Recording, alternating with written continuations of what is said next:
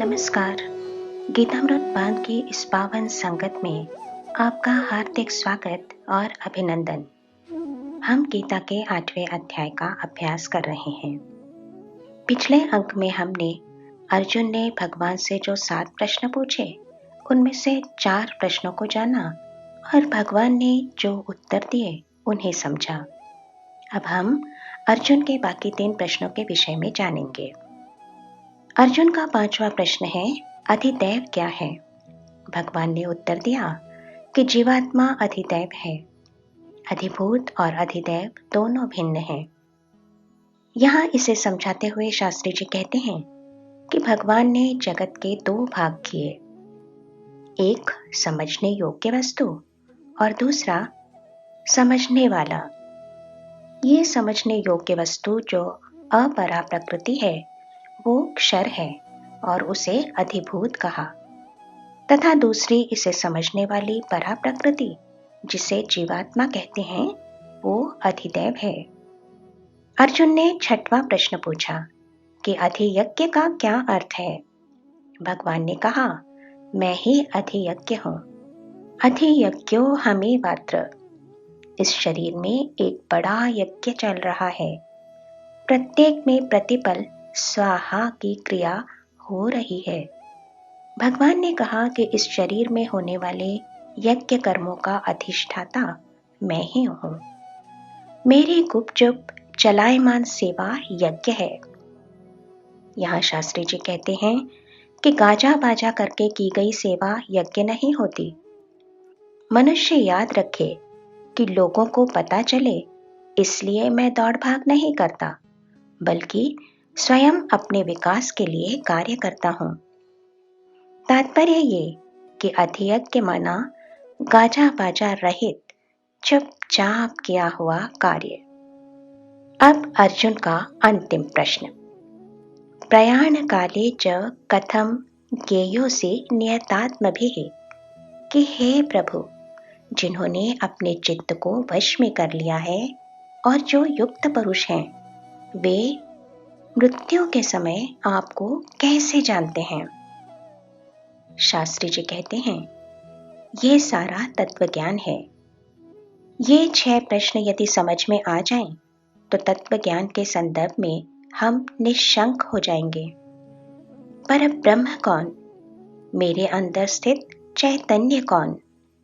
इसका उपयोग करने वाला जीवात्मा कौन? इत्यादि प्रश्न पूछकर अर्जुन ने ये अंतिम प्रश्न पूछा है।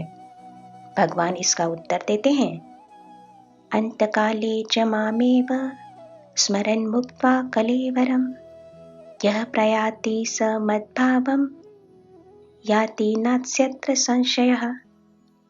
कि जो अपने अंतकाल में मेरा स्मरण करते हुए शरीर का त्याग करते हैं, वे मेरे भाव को प्राप्त होते हैं, इसमें संदेह नहीं। ये अंतकाल क्या है?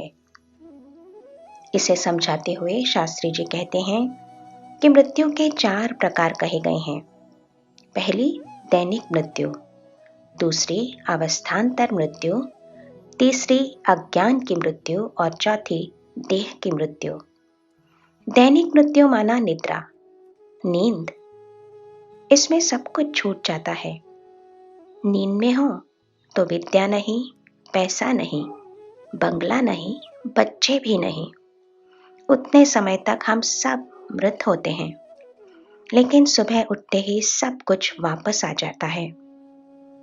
दूसरी होती है अवस्थान्तर मृत्यु, मानवीय जीवन की विभिन्न अवस्थाएं, जैसे कौमारम, यौवनम, जरा, इनकी मृत्यु। यौवन प्राप्त होने पर बाल्यावस्था नहीं रहती। इसी तरह अन्य अवस्थाओं का भी होता है। तीसरी हम में स्थित अज्ञान की मृत्यु और चौथी देह की मृत्यु। शास्त्री जी कहते हैं कि इस प्रत्येक अंतकाल में परमात्मा का स्मरण करना चाहिए। हमारे पूर्वजों ने हमें बताया कि रात्रि में सोते समय परमात्मा का स्मरण करना चाहिए। इसका कारण मानस शास्त्र हमें बताता है कि हमारे मन के 2 भाग हैं। पहला है दिन में काम करते समय रहने वाला जागृत मन और दूसरा हमारी नींद में काम करने वाला मन। हास्यात्मक लहजे में शास्त्री जी इन्हें डे ड्यूटी मन और नाइट ड्यूटी मन कहते हैं। यदि रात्रि में सोते समय हमारा मन एकाग्र है तो संपूर्ण रात्रि में, चूंकि इस नाइट ड्यूटी मन को कुछ देखना नहीं होता क्योंकि हम निष्क्रिय होते हैं, इसलिए तब उसके पास क्या रह जाता है? केवल वही जिसमें हमने अपने मन को सोते समय एकाग्र किया था, केवल गोपाल कृष्ण भगवान। शास्त्री जी कहते हैं कि इसलिए तब ये निद्रा सामान्य निद्रा न होकर योग निद्रा हो जाती है। मुद्दा ये कि अंत समय परमात्मा का स्मरण कैसे होगा और उसका स्वरूप क्या होगा, ये दो प्रश्न अर्जुन के हैं। इसका उत्तर ये है कि जिसका अखंड चिंतन होगा उसका ही स्मरण होगा। ये कीट भ्रमर न्याय है। कीड़ा भ्रमर का सतत चिंतन करता है और भ्रमर हो जाता है। कीटोयम भ्रमरी भवेत् विरत ध्यानात्।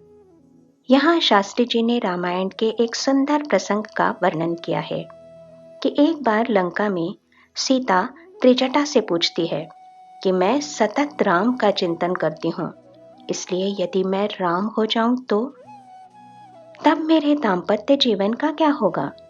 इस पर त्रिजटा उत्तर देती है कि तुम चिंता मत करना सीते, जितना तुम राम का ध्यान कर रही हो उतना ही राम भी तुम्हारा ध्यान कर रहे हैं।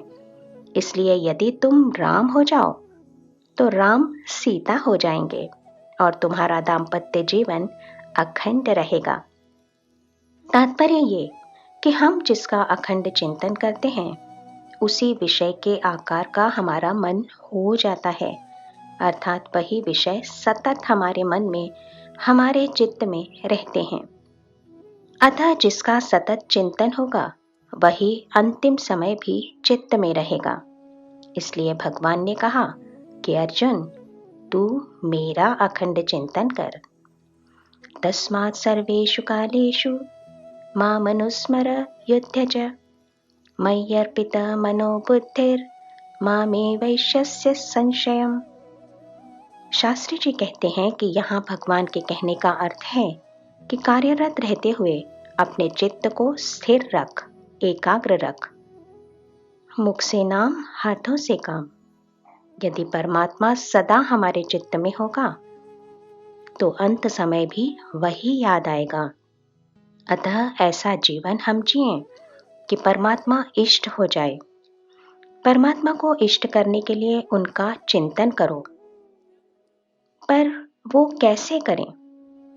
भगवान ने 9वें श्लोक में इसका भी उत्तर दिया है। कवि पुराणम अनुशासितारम मनोरणीयाम समनुस्मरेत्यः सर्वस्य धातारम चिन्त्य रूपम आदित्यवर्णम तमसः परस्तात्। कि परमात्मा के ज्ञान गुणों का स्मरण कर, वो सर्वज्ञ और सर्वत्र हैं, ये दृष्टि रख। यहाँ शास्त्री जी कहते हैं कि यदि मनुष्य ने परमात्मा को सर्वज्ञ और सर्वत्र समझ लिया तो याचना और रुदन ये दोनों निरर्थक लगने लगेंगे। इसलिए ये श्लोक बड़े महत्व का है। जीवन में ये दृष्टि रखकर हम परमात्मा का चिंतन करेंगे और उन्हें ही अपना इष्ट मानेंगे तो अंत समय में उसका ही स्मरण होगा, इसमें संदेह नहीं।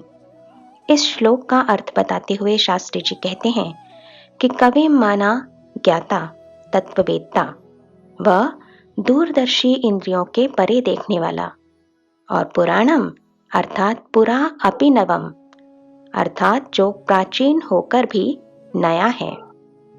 परमात्मा अनुशासितारम है, अर्थात सब पर अनुकूल शासन करने वाला है। अणुरणीयान का अर्थ है कि वो अणु से भी सूक्ष्म है, वो छोटे से छोटा हो सकता है। चंद्र, सूर्य, ग्रहमाला और अब्जावधि जीवों का जीवन चलाने वाले भगवान बीड़ी और शराब पीने वाले मनुष्य के भी हृदय में हैं। इससे अधिक कोई क्या छोटा हो। यहाँ शास्त्री जी कहते हैं कि हम बड़े हैं, बुद्धिमान हैं, अमीर हैं, हम तुम्हारे पास नहीं बैठेंगे, ऐसा कहने वालों को भगवान के इस रूप का स्मरण करना चाहिए। हमें छोटे से छोटा होते आना चाहिए। भगवान सूक्ष्म हैं अर्थात व्यापक हैं, सबको धारण करने वाले हैं और सबका पोषण करने वाले हैं। आज इतना ही याद रखते हैं और यहाँ विराम लेते हैं। जय हे श्री कृष्ण।